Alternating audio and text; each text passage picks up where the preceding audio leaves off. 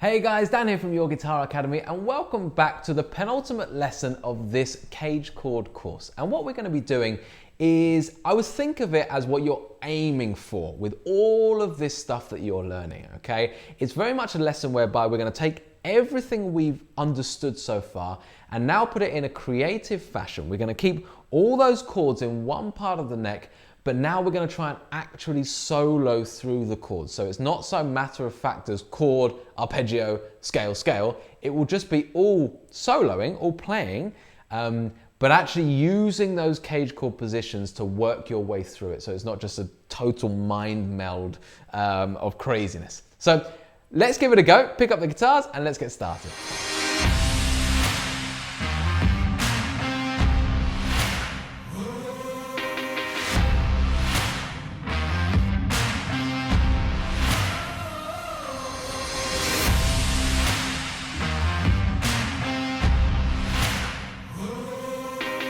Alright then guys, so if you're just tuning into this course, then don't forget that you can head on over to the website to find all the write-ups for this entire course. That's tab, fretboard diagrams, and everything you need to really get this together. Also, if you're enjoying the lessons, please do like and subscribe to the channel, as well as leave us a comment. We love to hear how you're getting on, and if you've got any questions, we'll make sure to answer them.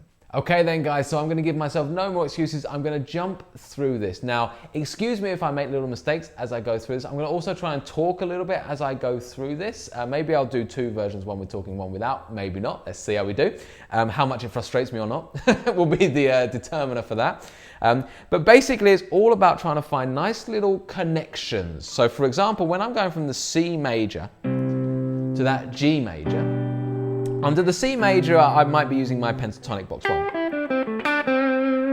And for the G major that's there, I'm using my box 3, plus of course the arpeggio and everything else. So I'd be looking for, after hitting that C major, I'll be looking for those chord tones from the G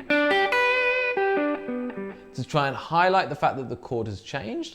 But the beauty of the situation here was before I'd have to jump up and down the neck to do that. Now it's all just in one position. So in some ways easier, but in another way a whole lot harder. So let's just give it a go. Try and follow along with what I'm doing, just in your head. And let's just give it a try, shall we? I'll talk as I go through it. So let's just start. Remember, I'm never going to hit the chord shape. I'm just using it as a visual guide. So here we go.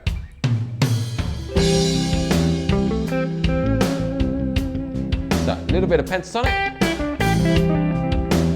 maybe a little arpeggio. Now I'm going to do some full scale.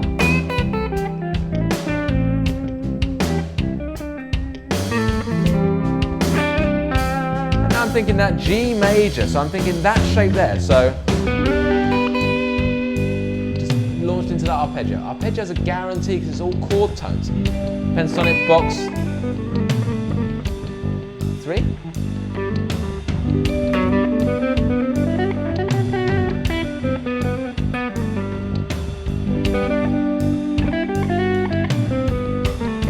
Now I'm going to hit the D. Now D. I visualized that and I found those notes. Box 5.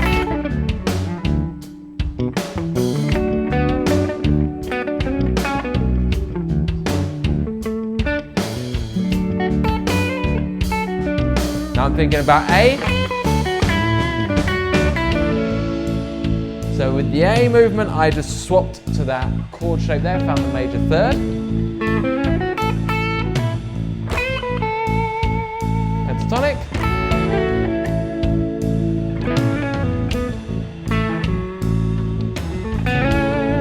Bit more arpeggio. Now I'm going to go to the E. So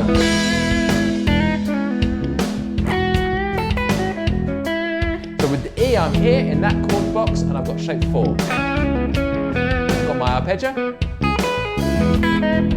And of course my full scale notes.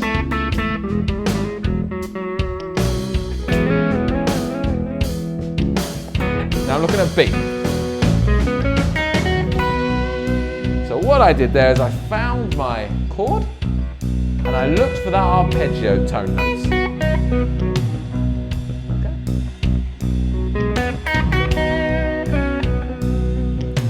box 1 of the pentatonic. It's my happy place. And now I'm going to be looking at that F sharp. Again, I'm looking for those chord tones. So there's the arpeggio, so I'm there, remember?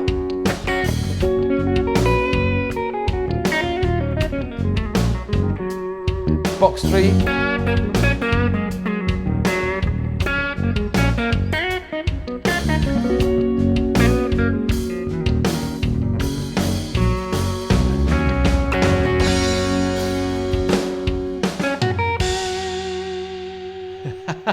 So there we have it.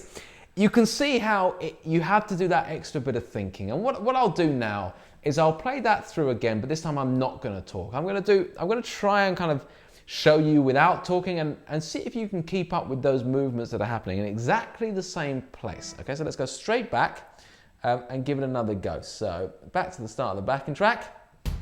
Okay, this time I'm really just going to try and find nice melodies, just subtle ways to play through this. Nothing too fancy, just so you can see what's going on. And no talking, that's the hardest bit for me.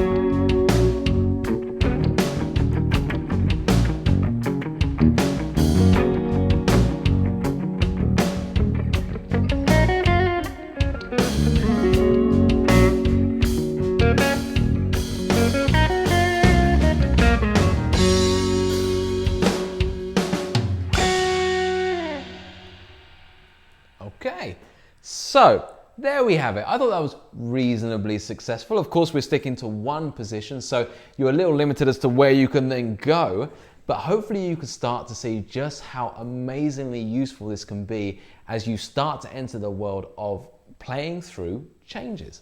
Okay guys, so that's it for this lesson. Thank you so much for watching. Please do like and subscribe to the channel, as well as leave us a comment. Now, if you're ready to move through to the next lesson, click here.